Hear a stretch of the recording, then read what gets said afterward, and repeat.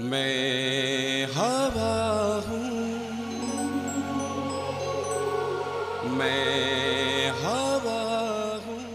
Audio visual network of India प्रस्तुत करते हैं सैयद अब्दुल मलिक के असमिया उपन्यास पर आधारित रेडियो धारावाहिक यायावर। मैं हवा हूँ, मेरी कोई मंजिल नहीं, सरहद नहीं, यायावर हूँ, घूमता हूँ कभी कहीं, कभी कहीं, मैं हवा हूँ। सैयद अब्दुल मलिक असमिया के सुप्रसिद्ध साहित्यकार हैं। अध्यापन से इन्होंने अपने जीवन की शुरुआत की और फिर राजनीति में आए। इन्होंने कविता, कहानी, नाटक, उपन्यास के अतिरिक्त साहित्य की दूसरी विधाओं में लगभग 30 पुस्तकें लिखी और पर्याप्त ख्याति अर्जित की। इन्हें पद्मश्री तथा साहित्य अकादमी के साथ साथ कई अन्य महत्वपूर्ण पुरस्कारों से भी सम्मानित किया गया। यायावर सैयद अब्दुल मलिक की महत्वपूर्ण कृति है, जिसे साहित्य अकादमी पुरस्कार से सम्मानित किया जा चुका है। प्रस्तुत रेडियो धारावाहिक उसी उपन्यास पर आधारित है। बंधनों रिश्तों का यार हूँ नहीं, मोहताज में, दुख हो सुख हो बस बजाऊं जिंदगी का साज में, रोक ना पाएगी मुझको इस जहां की बेड़ियां। मैं हवा हूँ, मेरी कोई मंजिल नहीं, सरहद नहीं, मैं हवा हूँ। अब तक इस कहानी में आप सुन चुके हैं कि शशांक अपने बाल सखा निरंजन के घर आता है। निरंजन घर पर नहीं था तो उसकी पत्नी अपरा उसकी खातिर करती है। शशांक को शहर के एडवोकेट हमीदुर रहमान से मिलना था। काम पूरा नहीं होने पर शशांक निरंजन के घर पर ही रुक जाता है। निरंजन और शशांक में बातों का दौर शुरू हो जाता है। अपरा भी खूब बढ़-चढ़ कर हिस्सा लेती है। शशांक असम के पूर्व मंत्री और वकील मनमथ चौधरी का बेटा है। निरंजन एक राजनीतिक पार्टी के ऑफिस में काम करता है। अपरा एक सामाजिक कार्यकर्ता है और सक्रिय राजनीति में भी प्रवेश करना चाहती है। शशांक के बड़े भाई मृगांक का शहर में ही चाय का बगीचा है। शशांक अपरा से वहां चलने का आग्रह करता है। अपरा जाने के लिए तैयार हो जाती है। शशांक बताता है कि मृगांक उस बगीचे को कर्ज में डुबो रहा है क्योंकि वहां लगातार घाटा हो रहा है। वो मृगांक से बगीचा लेना चाहता है। उसी सुबह शशांक थोड़ी देर के लिए हमीदुर रहमान के घर जाता है, जहां उन दोनों के बीच मृगांक के विषय में बात होती है। मृगांक ने कॉलेज के समय में पढ़ाई से ज्यादा नाटक, नृत्य और संगीत में समय बिताया था। वहीं उसकी भेंट अपराजिता से हुई थी। मृगांक अपराजिता के घर जाता है और अपनी नाटक मंडली में शामिल होने को कहता है। अपराजिता भी ये आग्रह सहर्ष स्वीकार कर लेती है क्योंकि इस क्षेत्र में मृगांक का काफी नाम था। तो आइए आगे सुनते हैं क्या होता है।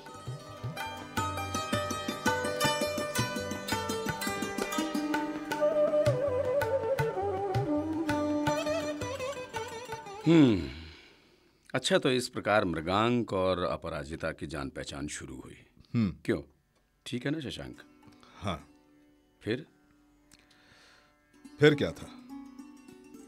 फिर मृगांक की गाड़ी हमेशा अपराजिता के घर पर रुकती। अपराजिता उसमें बैठती और गाड़ी आगे बढ़ जाती। बाद में वही गाड़ी अपराजिता को 10, 11, 12, 1 और कभी कभी तो रात को 2 बजे छोड़ती। ड्राइवर की सीट पर हमेशा एक ही व्यक्ति होता था, मृगांक चौधरी। इतनी कड़ी मेहनत? अपराजिता के रूप में गुवाहाटी के संस्कृति जगत में सचमुच ही एक नए नक्षत्र का उदय हुआ। उसकी जैसी बहुमुखी प्रतिभा की कलाकर्मी पाकर एक युग धन्य हो गया। प्रतिभा को दिन प्रतिदिन मिलने वाली मान्यता ने अपराजिता को नई प्रेरणा, नया उत्साह और नया आत्मविश्वास दिया। स्वयं को अतिक्रम करने की साधना ने अपराजिता को उन्मादी बना दिया। अपराजिता ने खुद को मंच पर क्रमशः स्थापित करते हुए कला प्रेमी दर्शकों के हृदय में स्थान बना लिया। क्या वाकई? और नहीं तो क्या। अच्छा। भाई, अभिनेत्री, गायिका और नृत्यांगना के रूप में अपराजिता गुवाहाटी के सांस्कृतिक जगत के लिए एक सितारा बन गई थी। और इसी बीच उसने मैट्रिक पास किया। बाद में उसने उसी कॉलेज में नाम लिखा लिया जिसका म्यूजिक सेक्रेटरी मृगांक था। भाई, मृगांक और अपराजिता की कहानी अलग हो ही नहीं पा रही। तो क्या मैं ये समझूं कि अपराजिता मृगांक की पर्सनल लाइफ में प्रवेश कर चुकी थी? नहीं, इस समय तक तो नहीं, जैसा मुझे पता है। क्योंकि उस समय उसके जीवन में रचना नाम की एक लड़की थी जिसके प्रति मृगांक आकृष्ट था। मृगांक तब तक अपराजिता को कलाकार के रूप में ही स्नेह और आदर किया करता था। एक प्रतिभाशाली लड़की के प्रति पैदा होने वाला सहज मोह था उसके मन में, और उस मोह में अवांछित दुर्बलता का कोई स्थान नहीं था। उस समय तक मृगांक भी संस्कृति के क्षेत्र को नई दिशा प्रदान करने के उद्देश्य से जी जान से लगा रहता था। अच्छा, एक बात बताओ, ये दोनों एक दूसरे के करीब कब आए? भाई, उसमें थोड़ा वक्त लगा। कुछ ही समय बाद जब अपराजिता को समझ में आया कि मृगांक उसे कलाकार के रूप में चाहता है, तो वो क्षुब्ध हो गई और जैसे उसने कुछ निश्चय कर लिया कि वो मृगांक को पाकर ही रहेगी। बस इस उद्देश्य से वो नृत्य, गीत, अभिनय में चरम प्रवीणता पाने के लिए जी जान से लग गई। अपराजिता के दिन प्रतिदिन बढ़ती हुई सफलता ने मृगांक की प्रेमिका रचना को निष्भ्रम बना दिया। रचना को भी मृगांक और अपराजिता के बीच के संबंधों के बारे में पता था। जहां कहीं वो जाती उसे मृगांक और अपराजिता का नाम ही सुनाई पड़ता। इससे उसके अंदर एक डर सा पैदा हो गया। आखिर उसने एक दिन मृगांक से पूछ ही लिया। क्या पूछा? मृगांक और अपराजिता के रिश्तों के बारे में। फिर क्या हुआ? भाई, होना क्या था, मृगांक ने साफ स्पष्ट कर दिया कि उसका अपराजिता के साथ संबंध सिर्फ इसलिए है कि दोनों कला के क्षेत्र में एक साथ काम करते हैं। अच्छा। हाँ, लेकिन ये जवाब रचना को शांत नहीं कर सका। फिर रचना ने अपने एक मित्र की मदद से शशांक पर नजर रखनी शुरू कर दी। ओह। जहां जहां मृगांक जाता वो दोनों उनकी खबर लेते रहते। मृगांक होता तो अपराजिता का होना जायज था। और कुछ ही दिनों में यह स्पष्ट हो गया कि मृगांक की मंच नायिका धीरे धीरे हृदय नायिका बन गई। नाटक वास्तविक जीवन बन गया और जीवन काव्य की रसधारा। तुम्हारे कहने का मतलब है कि मृगांक अपराजितामय हो गया और अपराजिता मृगांकमय। बिल्कुल सही। और फिर दोनों ऐसे मिले कि दुनिया, समाज और कॉलेज की पढ़ाई की बात तो भूल ही चुके थे। मृगांक के संरक्षण से वंचित होकर रचना नाम की लड़की कहीं खो गई। पत्रिका, समाचार पत्र और लोगों के मुख से बस दो ही नाम गूंजने लगे, मृगांक चौधरी और अपराजिता बरुआ। अच्छा, एक और बात बताओ, कहानी जब मृगांक से आगे निकल ही चुकी है तो ये भी बता दो कि अपराजिता के घर की आर्थिक स्थिति कैसी थी? हाँ भाई, बहुत बुरी हालत थी उसकी। जैसा कि मुझे पता चला कि अपराजिता के पास पहनने के लिए सिर्फ 2 जोड़े से ज्यादा अच्छे कपड़े थे ही नहीं। हाँ, माँ कुछ सिलाई बुनाई कढ़ाई का काम करती थी। अब इससे कितनी आमदनी हो सकती है तुम जानते ही हो हमीद। और नाटक की आमदनी से आपकी आर्थिक स्थिति में अचानक परिवर्तन आ सकता, ये मैं नहीं मानता। कभी कुछ मिला, कभी कुछ नहीं भी मिला। अरे, मैंने सुना कि घर में फर्नीचर के नाम पर सिर्फ 2 कुर्सियां थी। अच्छा। मुझे तो यह भी पता चला कि उसमें से एक कुर्सी ऐसी थी जो किसी के बैठने पर ही टूट गई। शायद तुम्हारे जैसा कोई वजनी व्यक्ति रहा होगा। अच्छा, हाँ, चलो काम की बात करते हैं। तो क्या मृगांक ने अपराजिता की कोई मदद नहीं की? मृगांक भी अपराजिता के घर की हालत को जल्द ही समझ गया था, लेकिन कृपा का प्रदर्शन कर अपराजिता के परिवार का अपमान करने की इच्छा मृगांक की नहीं थी, और साथ ही कुछ ना कुछ सहायता करना वो अपना कर्तव्य भी समझता था। और इसी उद्देश्य से वो प्रत्येक कार्यक्रम के पुरस्कार स्वरूप अपनी ओर से ही काफी रुपए पैसे वो अपरा की मां के हाथ में देता और कहता कि आयोजकों की ओर से दिया गया है। लेकिन एक बात बताओ, कहानी का टर्निंग पॉइंट क्या है? भाई अभी बताता हूँ, थोड़ा पानी तो पिला दो। अरे मैं तो भूल ही गया। शंभू काका, जी साहब। 2 गिलास पानी लाना। अभी लाया साहब। भाई बड़ा अच्छा सिस्टम बनाया है, घर में ही दफ्तर। हमारे पेशे में ऐसा करना ही पड़ता है। कई लोग तो सलाह के लिए घर में भी आ जाते हैं। तो अभी तो कोई आने वाला नहीं है ना? नहीं नहीं, अभी का समय सिर्फ तुम्हारे लिए। शुक्रिया। पानी लीजिए सर। यहाँ रख दो। हाँ यहीं रख दो। चाय भी ले आऊं? नहीं, अभी थोड़ी देर में लेंगे। मंगा लेंगे थोड़ी देर बाद, तुम जाओ।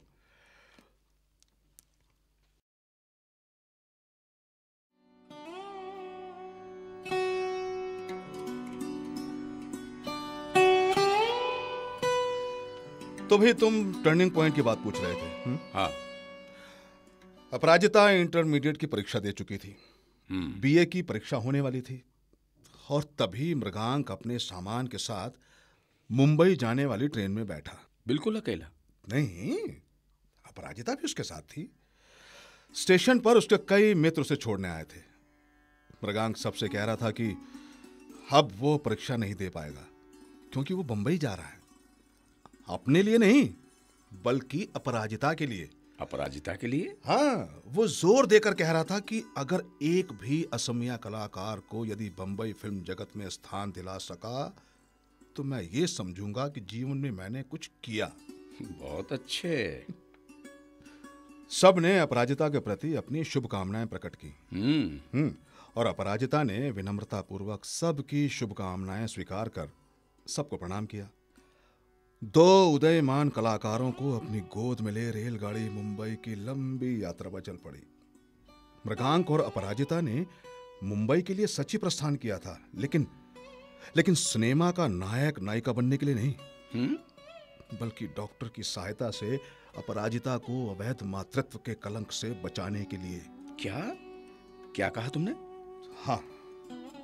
ओह, फिर तो ये बात चारों तरफ फैल गई होगी। नहीं, गुवाहाटी के इष्ट मित्र 1 माह बाद चिट्ठी से ये जान पाए कि मुंबई का एक निर्माता किसी हिंदी फिल्म में अपराजिता को हीरोइन का रोल देने को राजी हो गया, लेकिन बाद में अचानक अपराजिता बीमार पड़ गई। क्या? मृगांक ने सबको बताया कि डॉक्टर के विचार से अपराजिता को मुंबई रास नहीं आ रहा है, इसलिए वो 1 महीने के लिए अपराजिता को लेकर वॉल्टेयर या नैनी जाएगा और अपराजिता के स्वस्थ हो जाने के बाद फिर मुंबई लौट जाएगा या फिर आसाम। अच्छा, एक बात बताओ शशांक, सच्चाई किस किस को पता थी? कुछ खास लोगों को हमीद, उसमें से एक वो भी है जिसने मुझे ये सारी बातें बताई। ओह। कई लोग संदेह किया करते थे लेकिन कुछ कह नहीं पाते थे। फिर 3 महीनों बाद जब मृगांक और अपराजिता गुवाहाटी लौटे तो कानाफूसी का दौर चालू हो गया, लेकिन उनके पास कोई प्रमाण नहीं था। और लौट कर आने पर अपराजिता ने मृगांक के प्रयास से रचित प्रवंचना नाटक में सुंदर अभिनय किया। तब लोगों के मन में अपरा के प्रति जो कुछ बुरा संदेह था वो दूर हो गया। अच्छा। मृगांक ने अपराजिता को आशा दिलाई कि यदि मुंबई अपराजिता को सूट नहीं करती तो वो कोलकाता में ही एक सिनेमा में भाग लेगा। और उसके कुछ दिनों बाद मृगांक स्टूडियो वगैरह का प्रबंध करने कोलकाता चला गया, लेकिन वो 6 महीने तक लौटा नहीं। क्या? 6 महीने तक? और अपराजिता भी अस्वस्थ होने के बहाने नाच गाने थिएटर से धीरे धीरे दूर होती चली गई। तो फिर गुवाहाटी की सांस्कृतिक मंडलियों में तो हड़कंप मच गई होगी। हाँ, लेकिन इस तरह की चीजें स्थायी नहीं होती ना। भाई नए नए कलाकारों ने अपराजिता के रिक्त स्थान को भर दिया। नए श्रोता और दर्शक कुछ ही दिनों में अपराजिता नाम की सुंदर लड़की को भूल गए। क्या? हाँ, तब 1 वर्ष बाद कहीं जाकर मृगांक वापस आया। ओह, उस समय वो गुवाहाटी में सिर्फ 2 दिन रुका, बाद में वो शिलोंग चला गया। ये सारी बातें पिताजी को पता चल चुकी थीं। पिताजी ने मृगांक के लिए किसी दूसरी व्यवस्था की बात सोची। चौधरी बारी बगीचा? नहीं, अभी नहीं भाई। पहले पिताजी ने उसे एक मारवाड़ी व्यवसायी के साथ साझेदार बनाकर कारोबार में लगा दिया, लेकिन मृगांक सारा कारोबार मारवाड़ी पर छोड़कर व्यवसाय के नाम पर कोलकाता, दिल्ली, मुंबई और चेन्नई घूमता रहता और जीवन के विविध रसों के भोग में लीन रहता। मेरे ख्याल से उस व्यवसाय में मृगांक का दिल नहीं लगता होगा। क्यों?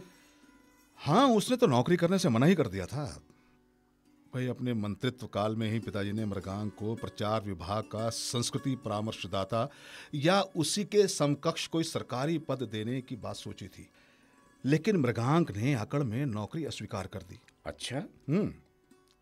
मृगांक कुछ दिन तो यूं ही मारा मारा फिरता रहा। उसके बाद उसके लिए एक सुअवसर आया। चौधरी बारी बगीचे का बूढ़ा मैनेजर रिटायर हुआ। मृगांक का आग्रह देकर पिता ने दूसरे मैनेजर की तलाश न कर मृगांक को ही बगीचा चलाने का दायित्व देकर मैनेजर बना दिया। लेकिन चौधरी बारी बगीचे में ऐसा क्या है जिसने मृगांक को अपनी ओर खींच लिया? उसने सोचा कि इस व्यवसाय में उसे कुछ करना ही नहीं होगा और चाय बागानों से होने वाले फायदे के बारे में उसने सुन भी रखा था। उसके एक घनिष्ठ मित्र से पता चला कि उसने वहीं अपनी नाटक मंडली का दफ्तर खोलने की सोच रखी थी। क्या? हाँ, वहां दफ्तर खोलने से अभ्यास के लिए उसे जगह की कोई कमी नहीं होती। बाकी काम करने के लिए कर्मचारी तो थे ही। जब मृगांक वहां का मैनेजर नहीं भी था तो भी वो छुट्टियां बिताने कई कई दिनों के लिए आया जाया करता था। अब मालिक के बेटे को मैनेजर तो रोक नहीं सकता। ये तो बात है। उसके दिमाग में यह था कि यहां से जो कमाई होगी वो रुपए वो फिल्मों में लगाएगा। लेकिन तुम्हें बताया ना कि ऐसा कुछ भी नहीं हो सका। अपनी अय्याशी की वजह से वो बगीचे से होने वाले लाभ से फिल्में क्या बनाता, उल्टा इतना नुकसान कर दिया कि अब तो उसे बेचने की नौबत आ गई। अच्छा, एक बात और बताओ, कितना समय हो गया इस बात को? यही लगभग 7 वर्ष बीत चुके हैं। इस बीच तुम दोनों की कितनी बार भेंट हुई? सिर्फ 2 बार।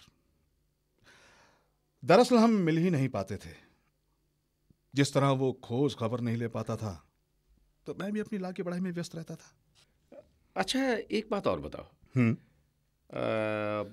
मृगांक के जीवन में एक लड़की और थी, क्या नाम था उसका? रचना।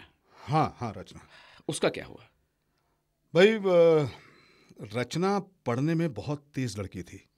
3 साल पहले उसने सिविल सर्विसेज की परीक्षा पास की। बाद में उसकी शादी कस्टम के एक उच्च अधिकारी से हो गई।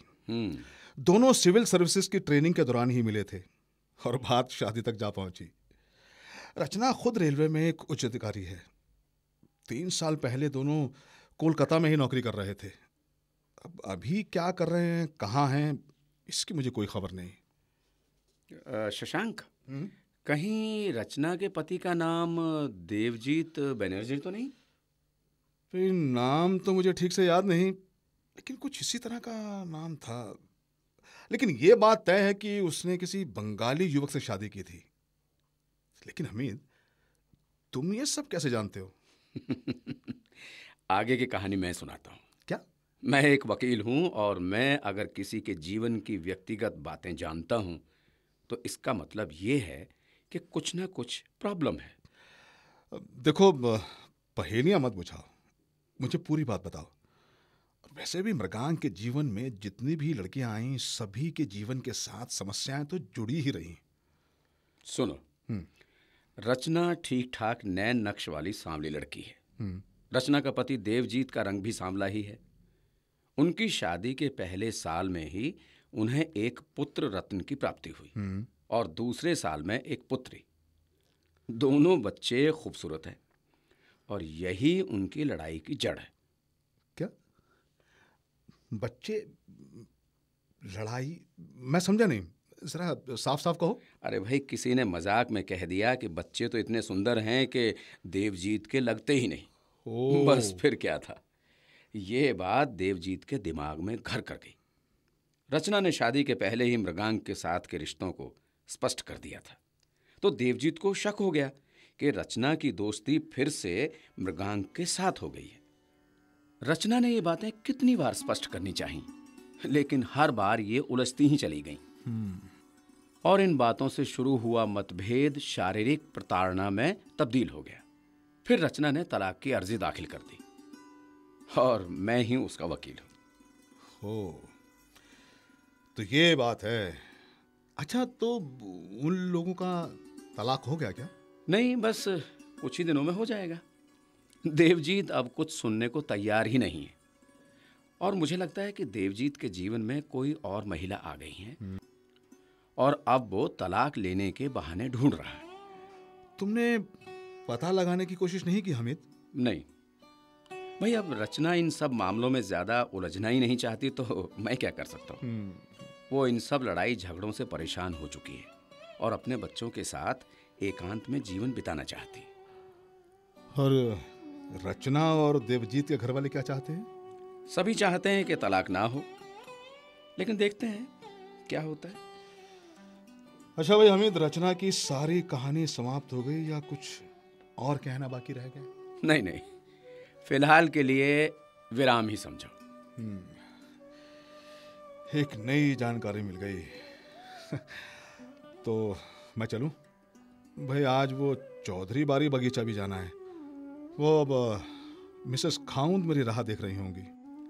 चौधरी बारी बगीचा जाना है तो तुम जाओ, मिसेस खाउंद को साथ लेकर जाने की ऐसी क्या जरूरत है? वो भी आजकल अपने महिला कल्याण के कार्यों में व्यस्त रहती हैं। तुम नहीं समझ पाओगे हामिद, मैं जिस मकसद से यहाँ आया हूँ उसे पूरा करने के लिए मुझे अपरा से बातें करनी ही होंगी। और वहाँ मैं उम्मीद करता हूँ कि मुझे बात करने का मौका मिल ही जाएगा। मेरे ख्याल से मिसेस खाउंद को तुम्हारे साथ देखकर मृगांक चौंक जाएगा। नहीं हामिद, मृगांक को तुम नहीं जानते। बहुत अच्छा अभिनेता है वो। ऐसे समय में बातों को संभालने के लिए वो बहुत अच्छा अभिनय कर सकता है। ये बात मैं दावे के साथ कह सकता हूँ। अच्छा। लेकिन मैं उसे जताना चाहता हूँ सारी बातें। हाँ, ये कि सारी बातें मैं जानता हूँ, पिताजी जानते हैं, लेकिन उसे कोई पछतावा नहीं होगा। वह आगे बढ़ते रहने वाला इंसान है। उसके जीवन में हमेशा काफी तेज प्रवाह है, हमेशा एक तेज झरने की तरह जो कभी रुकता ही नहीं। कभी रुकेगा तो एक सड़न पैदा हो जाएगी, ऐसा उसका मानना है। लेकिन कुछ जगहों पर तो रुकना ही चाहिए। आखिर कब रुकेगा भाई? झरने को भी तो आखिर नदी में मिल जाना होता है, जिसकी गति उतनी तेज नहीं होती। फिर एक समय नदी भी सागर और महासागर में जाकर मिल जाती है। जो जितना विशाल है उतना ही शांत है। तब मैं क्या कह सकता हूं। फिलहाल तो मैं चलना चाहूंगा। ठीक है, तुम चलो। बगीचे के बारे में जैसे तुम चाहोगे वैसा ही निर्णय लिया जाएगा। हमारे पास काफी उम्मीद है। ठीक है, तो मैं चलता हूं। समय मिला तो फिर आऊंगा। हाँ हाँ, ठीक है।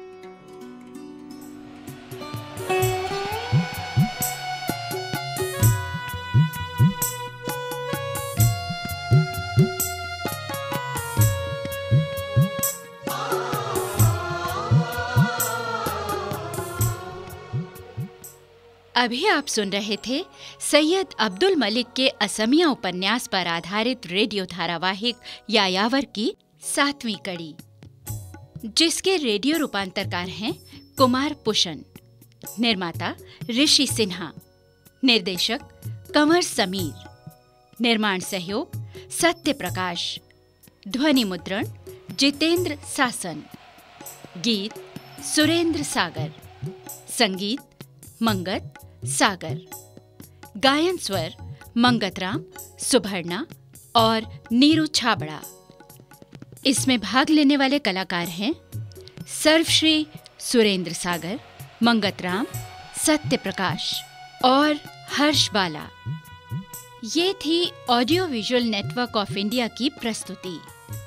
धारावाहिक यायावर की अगली कड़ी में आपसे फिर मुलाकात होगी।